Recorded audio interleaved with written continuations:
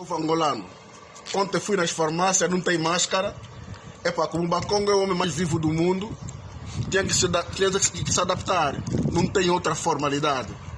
Todas as farmácias não há máscara. Então, peguei na tanga da minha esposa, preparei tão bem. Essa é a melhor máscara do mundo que eu estou a preparar aqui. A melhor máscara é essa para se proteger. Ninguém lê na farmácia, é a máscara que não ando. A oito vang, mas don't la banque tu ame, to benekanga. Antes do awan katurun la bangele dinga diadia. Yani corona que kubaka ko, vamos. E mim dele encato mundo na monomosca. Essa é a melhor máscara do mundo. Yeah. E o meu camba também está à espera a cueca da sua esposa para meter assim. Por favor, a melhor máscara é essa. Não ri. Essa é a melhor proteção. Yeah.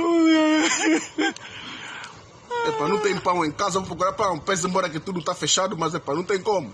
Vamos sair. Vamos sair. O Bakongo não pode ficar parado. Ah, isso. Hã? Doença é para eles, não, para nós não. Máscara. Essa é a melhor máscara. Tem que ter um pouco de enguto, aquele um pouco cheiro.